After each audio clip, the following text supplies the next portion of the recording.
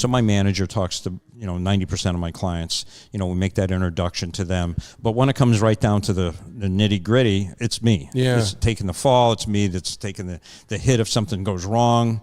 Sure. It's like that, and people don't understand how difficult it is to actually run a business today.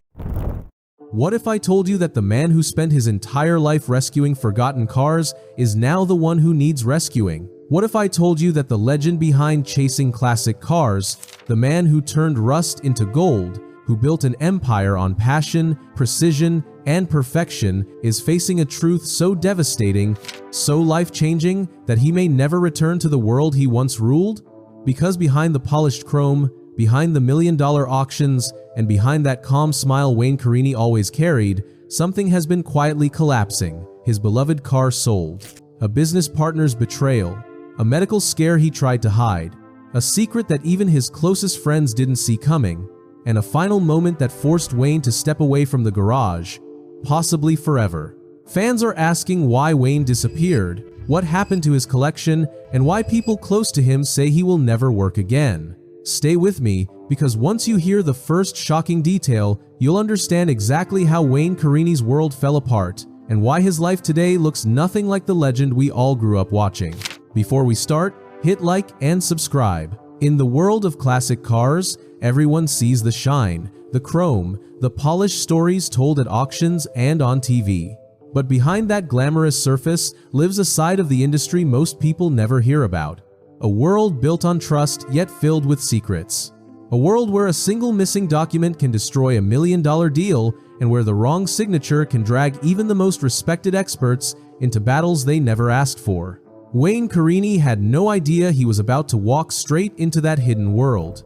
But the moment he stepped near one particular car, a storm that had been building for years finally found him, and nothing about his reputation would ever be the same after that. It all began with a car Wayne didn't even know existed. A rare 1934 Pierce Arrow Coupe, one of those machines collectors dream about, a piece of rolling history worth more than most people's homes. But long before it ever crossed Wayne's path, trouble had already taken the wheel.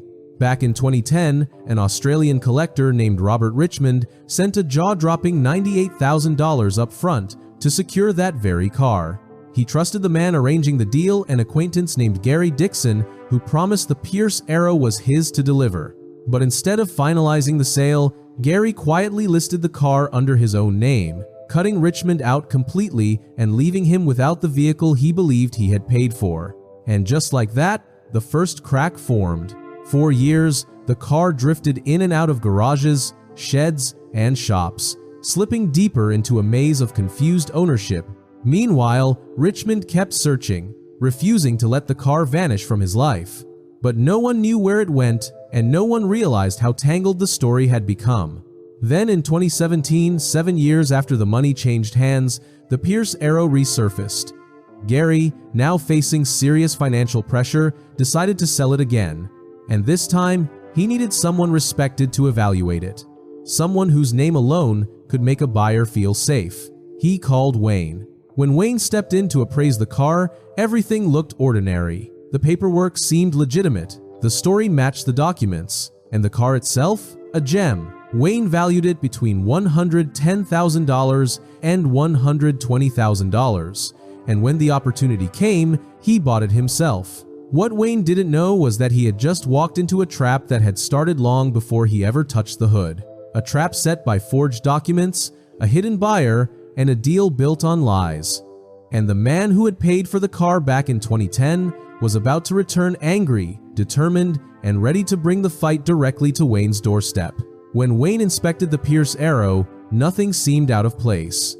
The body was clean, the story made sense, and the documents in Gary's hands appeared flawless.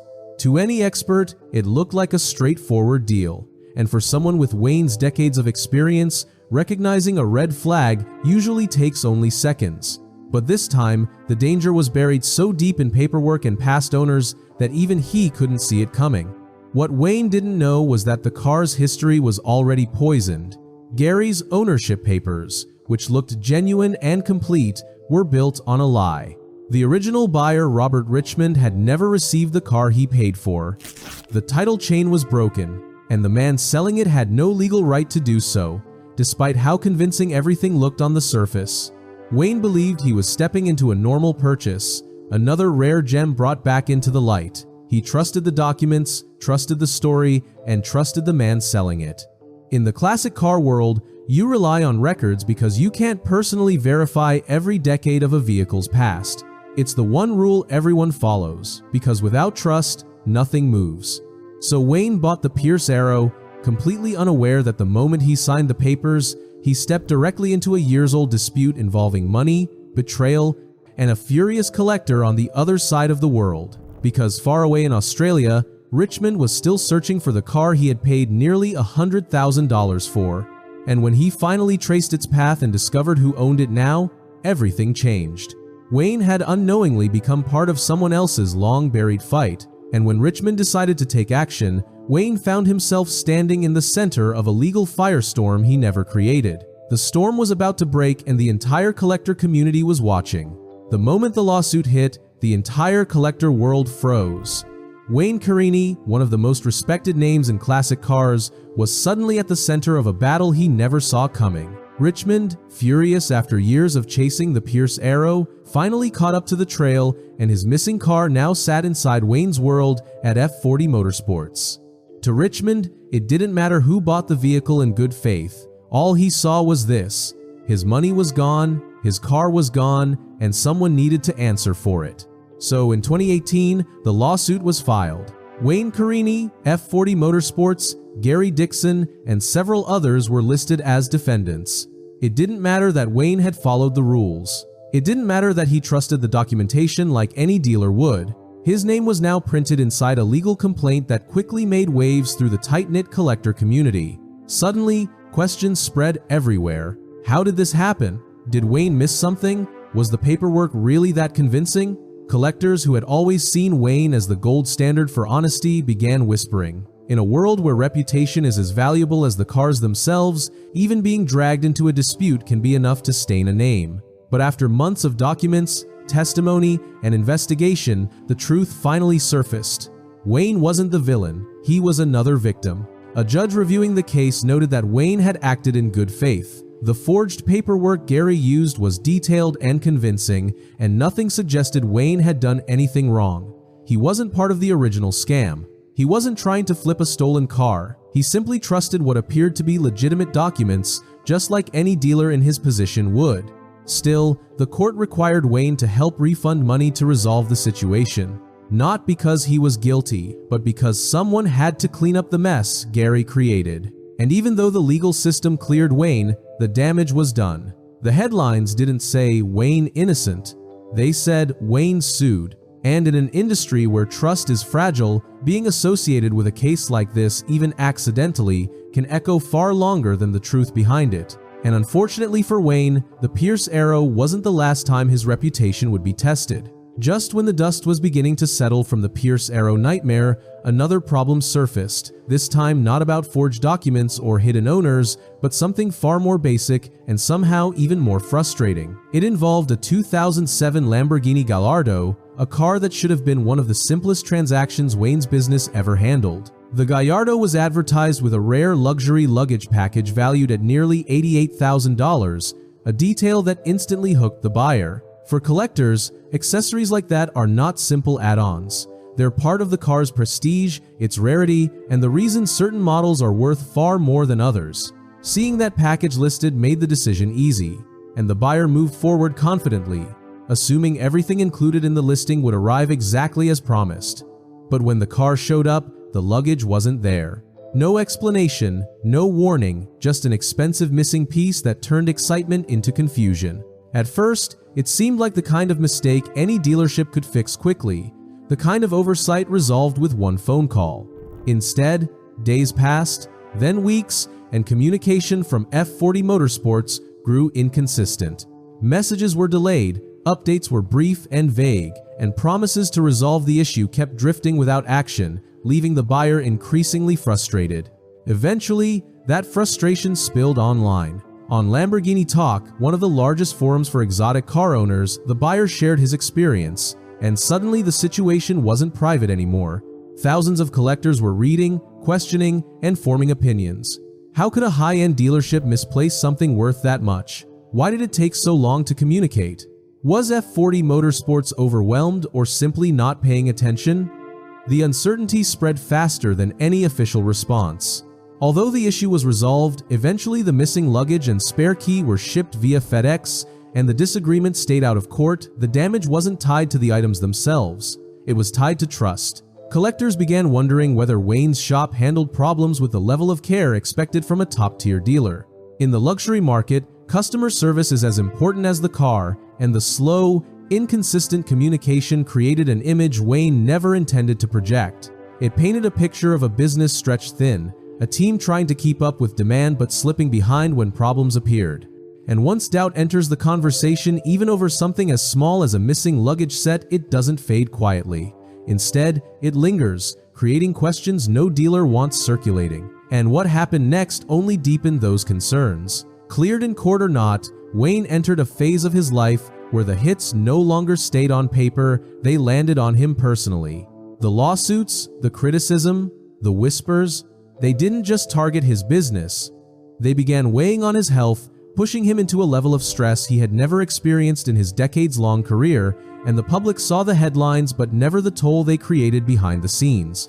Years of non-stop filming, constant travel, relentless shop deadlines, and the pressure to protect a lifetime reputation had slowly drained him.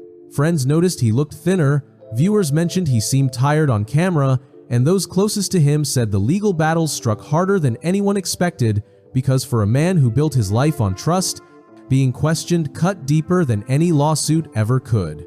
The Pierce Arrow case didn't just challenge his business, it shook him emotionally. Every article, every forum post, and every rumor added weight he was never prepared for, and as his stress increased, the signs of his body struggling to keep up became impossible to ignore. Long days at the shop turned into short ones, filming demanded more recovery time, and even simple tasks began feeling heavier than before. Collectors noticed the change as comments quietly spread through forums, saying he didn't look the same or that something about him seemed off. And while the public speculated from a distance, Wayne tried to push through it all, even as the Lamborghini dispute added more pressure to an already overwhelming year. The slow communication issues, the accusations of delays, and the comments about F40 Motorsports being overwhelmed created a strain that drained him further, and with every new criticism, his energy seemed to fade just a little more. The irony was painful. The industry he loved, the industry he helped elevate, was now the same industry draining him. Media coverage didn't help because even minor mentions of the lawsuits reignited conversations about whether Wayne was losing control of his business. And those conversations traveled fast, shifting the narrative from Wayne made a mistake to Wayne might be slipping. Sadly, his declining health made that perception grow even stronger.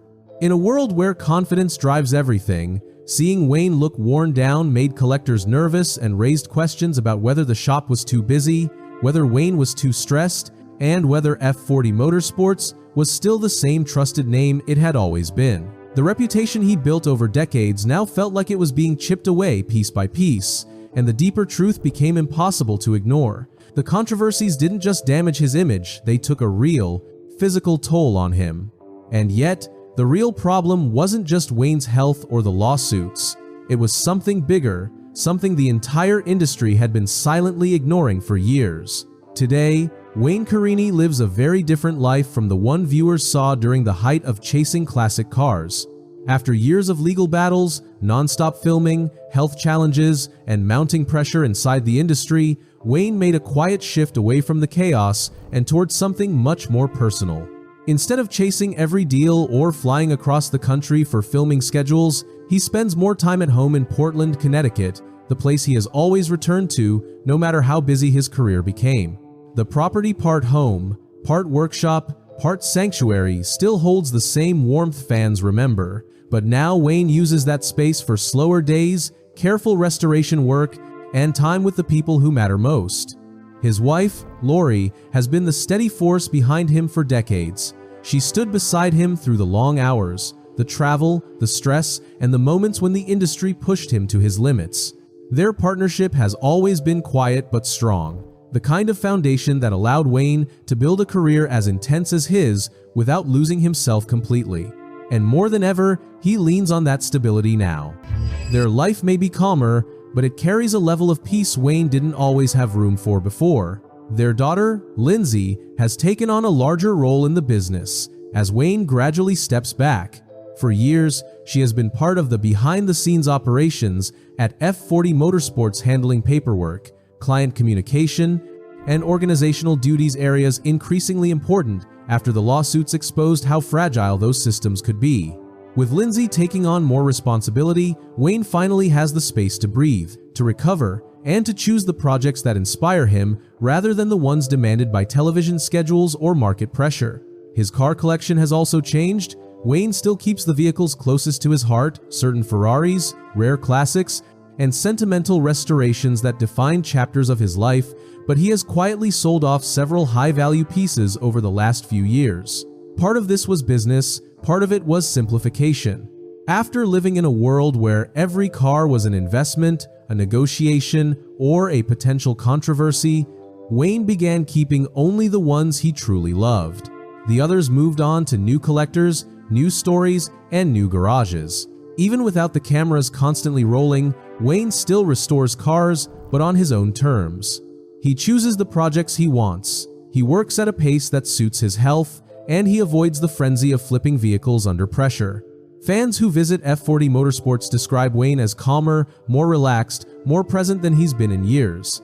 He hasn't disappeared, far from it, but he's no longer trying to carry an entire industry on his back. In many ways, this slower life is exactly what he needed.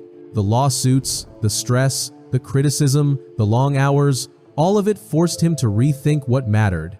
And now, surrounded by his wife, supported by his daughter, and anchored by the home and cars he genuinely loves, Wayne has finally found a balance that eluded him for most of his career.